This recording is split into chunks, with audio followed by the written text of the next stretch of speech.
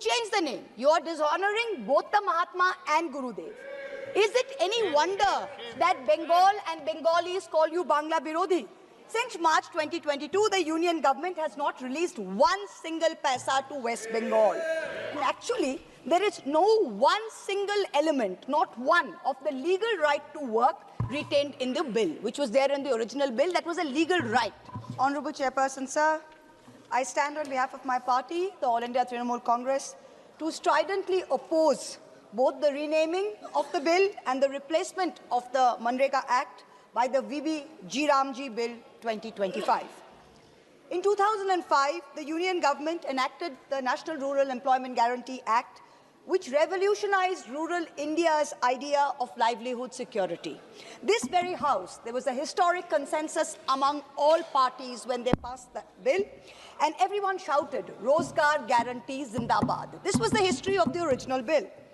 For the first time, the central government aimed to provide in law 100 days of assured employment to one single member of every rural household as long as there was an adult member willing to sign up for unskilled manual work. As long as you wanted it, it was available, it was demand driven. What else? Women were guaranteed at least one half of the jobs made available. The NREGA scheme was aimed at creating durable infrastructure, so wells, ponds, roads, etc.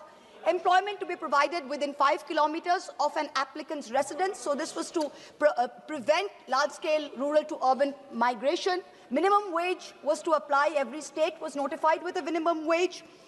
On October 2nd, 2009, Gandhi Jayanti, in keeping with the vision of the father of the nation's vision for rural self-reliance in India, the name was changed to the Mahatma Gandhi Rural Employment Guarantee Act. That is the history of this.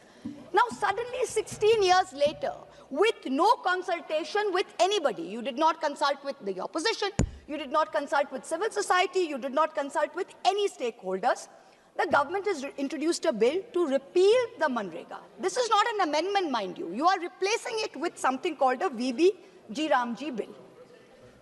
Now, it was Bengal's great son, Rabindranath Tagore, who popularized the name Mahatma, meaning the great soul, for Mohandas Karamchand Gandhi.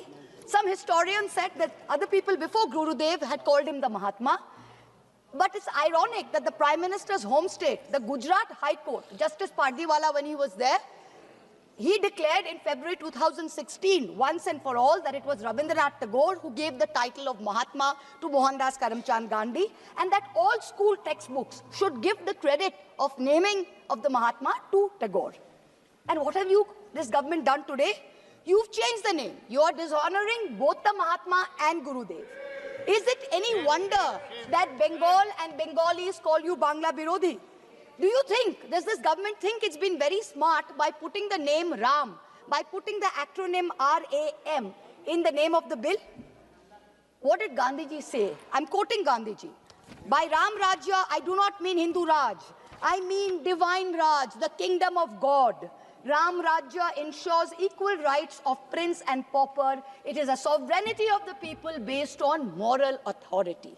By changing the name and repealing the act, you have destroyed Gandhiji's idea of Ram Rajya, both in letter and in spirit. Now, before the suspension of the fund releases in March 2022, West Bengal was among the top performers of Manrega nationwide. Approximately 2.6 crore job card holders across 1.4 crore rural households were in Bengal. Since March 2022, the union government has not released one single paisa to West Bengal. As of today, the centre has outstanding Manrega dues of 52,000 crores. 52,000, 7,000 crores in unpaid wages and 45,000 crores in unpaid material and wage pending liabilities till date. We as members of the Trinamool Congress representing the people of Bengal, we have taken to the streets for our rightful dues. We've sat on dharna. Our Honorable Chief Minister has written innumerable times. We have complied with over 150 action taken reports. When we went to meet with the Honorable Minister, we as MPs were dragged by the Delhi police, dragged like animals. We were thrown vans and we were taken to a godforsaken thana on the outskirts of Delhi. This is what we got. Even though the objects and reasons of the bill, I've got the bill in front of me. I'm looking at page 1. Now, if you look at the objects and reasons of the bill, it says to provide an enhanced statutory wage employment guarantee of 125 days in every financial year to every rural household. But actually, there is no one single element, not one, of the legal right to work retained in the bill, which was there in the original bill. That was a legal right. Nothing. Now, Manrega, the original Manrega provided some fundamental guarantees. The first, it was central government funded. The wage bill was met 100% by the central government. The second, it was a demand-driven employment program, as my honorable colleague Nareshji from the SAPA said. He said when people wanted to work, it was demand-driven. It was bottom-up. And the third guarantee was that 100 days of work across rural India, no matter where you were. There was no notified area, no this, no that. You wanted to work, you lived in rural area, you filled up a form, you were entitled to it. That was the right. Now this government, I'm looking at the bill, they've used the word guarantee 92 times. 92 times in this bill. But I'm going to go through just 4 provisions of the bill which demonstrates that the new Ramji bill provides no guarantees at all. Forget about 92, it provides not even one guarantee. So let me look at the first. First, if I'm looking at page 4, chapter 2, section 4, subsection 5 of the proposed bill. What does it say? The central government shall determine the state-wise normative allocation for each financial year based on objective parameters as may be prescribed by the central government. So the Manrega, which was a demand-driven employment program, has been now replaced by an allocation-based scheme, which the central government can alter at whim. So central government thinks they want to alter the quantum of allocation, it can. So this takes us back. This is retrograde. It takes us back to the pre-Manrega days when we had the Jawahar Rozgar Yojana, when we had employment assurance schemes, which basically used to give the people of India only about 10 days of employment. That's what you're taking us back to. The second provision, which is deadly, which I'm looking at the bill, again, page 4, chapter 2, subsection 5, section 5, subsection 1 of the bill. It completely destroys the idea of a universal legal entitlement across rural India. What does it say? Save as otherwise provided, the state government shall in such rural areas as may be notified by the central government. So the center is saying that the scheme will run only in those areas which has been notified by the central government. So the state government has to provide for the 125 days of work, but the center is going to prescribe the norms. Brilliant. Wow, this is great. Now, this 125 days that they're saying, this is all eyewash. In the last 5 years, what has been the reality? Due to squeezed allocations, Manrega has not been able to meet demand for work. It has not been able to. Average in India has been between 50 and 55 days work on average. In Bengal, in the last 5 years, no matter what the demand was, you could not give even 1 day of work because you stopped the program. The third provision, the same chapter, chapter 2, page 4, section 4, subsection 6. What does this state? Any expenditure incurred by a state in excess of its normative allocation shall be borne by the state government. So suppose any state government has more demand, its people want more work, and it gives it more work, the state government is on the hook for the bill. The central government is not going to go beyond the allocation. Exactly what my colleague pointed out. The fourth, the most deadly, this is the death knell for the Manrega scheme. This is why Manrega is not going to go forward because of this provision. Let's look at page 11, chapter 5, section 22, subsection 2. For the purposes of this act, the fund sharing pattern between the central government and the state government shall be 60-40. In the northeastern states, states and union territories, 90-10. Now, under section 22 of the old Manrega, 100% of the wages was central government, and in terms of materials and admin, 75 was central government, 25 was state government. Now, let me give a very small example so you understand what this means. Let me illustrate the funding comparison. Now, let's just state for any state, the total Manrega expenditure per annum is 10,000 crores. Out of that, say wages is 7,000 crores and materials is 3,000 crores.